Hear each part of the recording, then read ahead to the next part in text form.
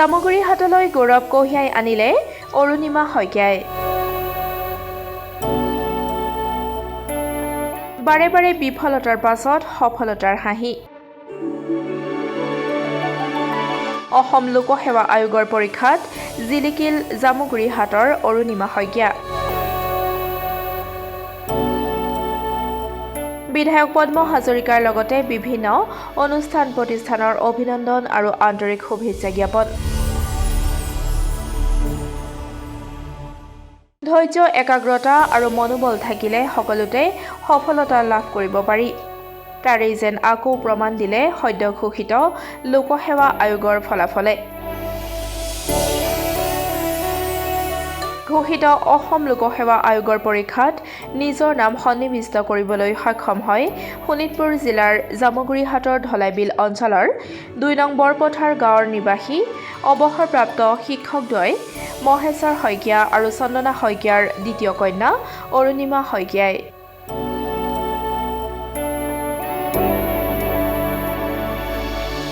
পেছাত এগৰাকী স্নাতক শিক্ষক অৰুণিমাই কামৰূপ মেট্ৰৰ ধাৰাপুৰ উচ্চতৰ মাধ্যমিক বিদ্যালয়ত স্নাতক শিক্ষক হিচাপে কাৰ্যনিৰ্বাহ কৰি থকাৰ সমান্তৰালভাৱে অসম লোকসেৱা আয়োগৰ পৰীক্ষাৰ বাবে নিজকে সাজু কৰি তুলিছিল।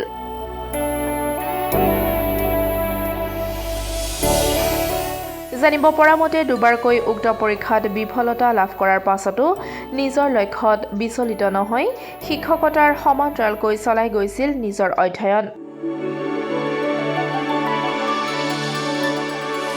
অৱশেষত জীৱনৰ কঠিন লক্ষ্যত নিজকে প্ৰতিষ্ঠা কৰি কালি ঘোষিত অসম লোকসেৱা আয়োগৰ পৰীক্ষাত অপেন কেটেগৰীত একাউণ্ট অফিচাৰ হিচাপে নিজৰ নাম খোদিত কৰিবলৈ সক্ষম হয় অৰুণিমা শইকীয়া নামৰ এগৰাকী মেধা পৰীক্ষাৰ্থীয়ে।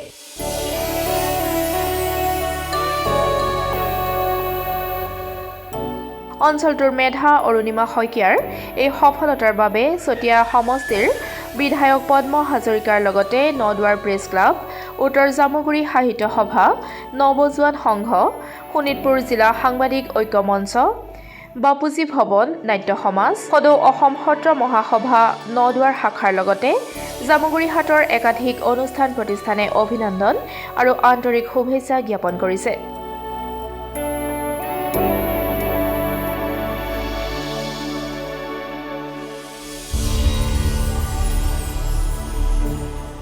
হয়, আপুনি যেহেতু ওপেন যি কেটেগৰীত একাউণ্টেণ্ট হিচাপে নিৰ্বাচিত হৈ আছে, কেনেকুৱা অনুভৱ আজি? খুব বেছি ভাল লাগিছে আৰু মই আপোনালোকক ধন্যবাদ জনাইছো যে মোৰ মনৰ বতৰা ল'বলৈ আপোনালোকে ইয়াত উপস্থিত হৈছে। খুব ভাল লাগিছে। আপুনি যেহেতু দুবাৰকৈ বিফলতা দেখিবলৈ পাইছিলে, তৃতীয়বাৰৰ আপুনি যি চেষ্টা অব্যাহত ৰাখি সফলতা অৰ্জন কৰিছে, কি ক'ব? এই ক্ষেত্ৰত মই ক'ম যে মানুহে কনচিষ্টেঞ্চি মেইনটেইন কৰিব লাগে। মই 2018ত দিছিলোঁ, সেইটোতো মই ইণ্টাৰভিউলৈকে গৈছোঁ। 2022ত এইবাৰ লাষ্ট আছিলে 2022, গতিকে এইবাৰ সফলতা লাভ কৰিছোঁ। মই ভাবোঁ আচলতে আমি হাৰ্ড ৱৰ্ক, স্মাৰ্ট ৱৰ্ক দুয়োটাই কৰিব লাগে। আৰু কিছুমান মানে এনেকুৱা আছে আপোনাৰ ধৰক গল্প, কবিতা বা ফিল্ম এইবিলাকৰ যেনেকৈ 12 ফেইল আছে। গতিকে এনেকুৱা ধৰণৰ আৰু বেলেগ বেলেগ কিছুমান গান আছে যিবিলাক আচলতে আমি শুনি থাকোঁ, সেইবিলাকে আমাক বহুত মটিভেট কৰে আৰু এনেকুৱা লাগে যে জোচটো যিটো লাগে মানুহক মানে এইবিলাকত মটিভেট হৈ থাকিবলৈ, সেইটো বহুত থাকে আৰু ভাল লাগে। হয়, আপুনি যেহেতু গুৱাহাটীত শিক্ষয়িত্ৰী হিচাপে কৰ্মৰত, তাৰোপৰি আপুনি যি এই পৰীক্ষা দিছিল, কেনেকুৱা সময় ওলাই কেনে আপুনি সময় ওলাইছিলে? হয়, মই বৰ্তমান ধাৰাপুৰ হায়াৰ ছেকেণ্ডেৰীত কৰি আছোঁ আৰু এই ক্ষেত্ৰত মই ভাবোঁ যে মোৰ যিহেতু ৰাতি পঢ়া হয়, মই মানে নাইট বাৰ্ড নিচিনা, মই ৰাতি পঢ়ি খুব ভাল পাওঁ। গতিকে মই ৰাতিয়ে পঢ়া হয় আৰু বাকী স্কুলত যিখিনি আমাৰ ডে টু ডে থাকে সেইখিনি আমি এক্টিভিটি কৰিবলগীয়া হয়। তাৰোপৰি বৰ্তমান স্কুলত যিখিনি কাম দিয়ে আমি খুব ভালদৰে কৰিবলগীয়া হয়, সেইকাৰণে টাইমটো কম থাকে। আৰু মই ভাবোঁ যদিহে মই সম্পূৰ্ণৰূপে ফ'কাছ কৰিলোহেঁতেন, হয়তো ফাৰ্ষ্ট এটেম্পটতে উলিয়াবলৈ এটা সুবিধা হ'লহেঁতেন। কিন্তু এতিয়া মানে কি হয়, আমি ভাগ হৈ যাওঁ, কাৰণ আমি ৱৰ্কিং কেণ্ডিডেট হিচাপে থাকোঁ। এফালে নিজৰ খানা বনাব লাগে, নিজে সকলোখিনি কৰিব লাগে, তাৰোপৰি স্কুল যাব লাগে, এই সকলোখিনি কৰিব লাগে। তেতিয়া মানে সময়বোৰ আচলতে ভাগ কৰিবলগীয়া হয়। কিন্তু চেষ্টাৰ অসাধ্য একো নাই আৰু মই ভাবোঁ মই পাৰিছোঁ আৰু সকলোৱে পাৰিব, সেইটোৱে। হয়, আৰু যিহেতু এই আপোনাৰ সফলতাৰ আঁৰত নিশ্চয় কাৰোবাৰ উৎসাহ যোগান নিশ্চয় কোন আছে তেনেকুৱা? মই মা দেউতাক কওঁ, মোৰ ভণ্টি বা ইহঁত গোটেইখিনি আৰু মোৰ পৰিয়াল আত্মীয় স্বজন আছে, সকলোৱে মানে ইনস্পায়াৰ কৰে আৰু সেইকাৰণে মই এই বিভাগটোলৈ আহিবলৈ সক্ষম হ'লোঁ। আৰু লগতে মোৰ কলিগ আছিলে, তাই এতিয়া বৰ্তমান সোণাপুৰ হাই ছেকেণ্ডেৰীত কৰি আছে।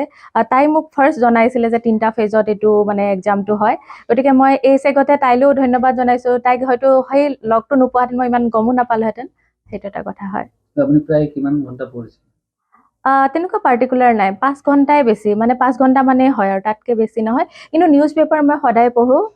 এই আজি পঢ়া নাই, কিন্তু মই ৰেগুলাৰ নিউজ পেপাৰ পঢ়োঁ আৰু নিউজ পেপাৰে মেইন।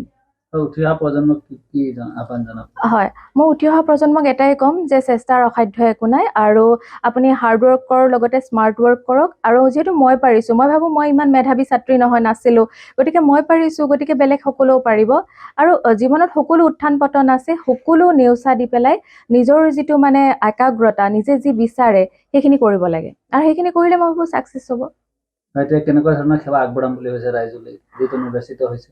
হয়, যিহেতু আমাক ডিপাৰ্টমেণ্টে যেনেধৰণে দিব, যোনটো বিভাগতে দিব, মই মোৰ সম্পূৰ্ণ 100% দিম আৰু চেষ্টা কৰিম আৰু ৰাইজৰ সেৱাত থাকিম। যিহেতু আমি চিভিল ছাৰ্ভেণ্ট শব্দটো আছেই, আমি মানুহৰ সেৱাত থাকিম। হয়। 12 ফেইল যিখন ফিল্ম আছিলে, হয়, নিশ্চয় চাইছে হ'ব আপুনি? চাইছোঁ। কি আহ্বান জনাব সেই ফিল্মৰ প্ৰতি? হয়, IPS মনোজ শৰ্মা ছাৰৰ এইখন মানে জীৱনৰ আধাৰত আছে 12 ফেইল।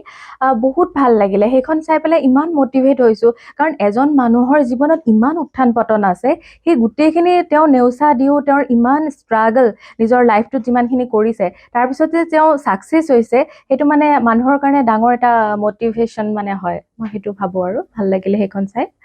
ঠিক আছে, ধন্যবাদ। হয়, খুব সুন্দৰ অনুভৱ, কাৰণ তাৰোপৰি আপোনালোকৰ মিডিয়াই আহি আমাৰ এই বা বাতৰিবিলাক সকলোকে জনাবলৈ প্ৰয়াস কৰিছে, তাৰ কাৰণে আপোনালোকলৈ ধন্যবাদ। ঘৰত এটা আনন্দমুখৰ উৎসৱৰ নিচিনা হৈ পৰিছে, কাৰণ কিয়নো এই অঞ্চলটোৰ ভিতৰতে প্ৰথম তাইয়েই পাছ কৰিছে, গতিকে সকলোৱে আনন্দিত হৈছে, গাঁওবাসী লগতে গোটেই অঞ্চলবাসী।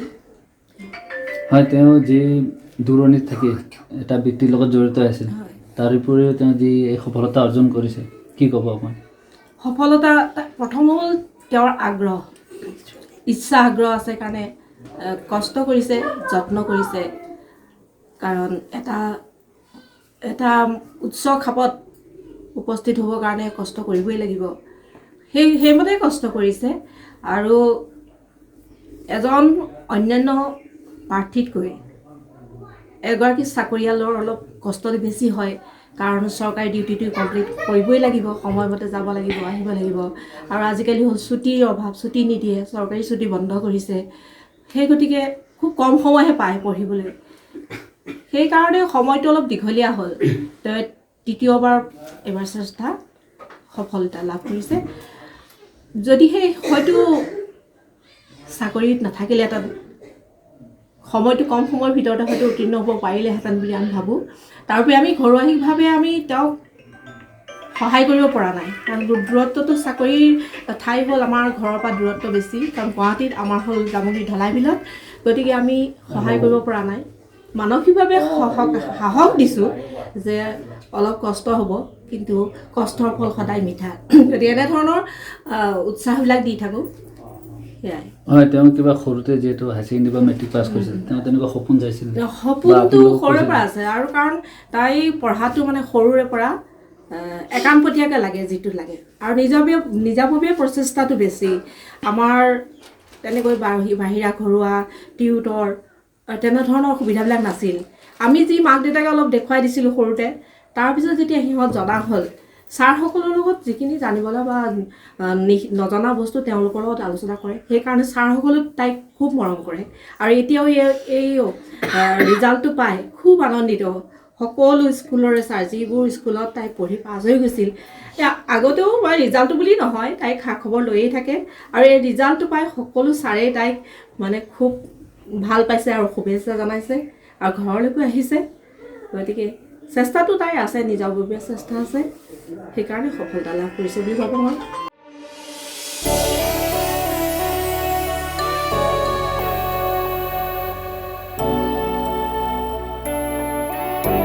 জামুগুৰি হাটৰ পৰা চন্দন শৰ্মাৰ ৰিপৰ্ট, ডেমক্ৰেটিক আছাম।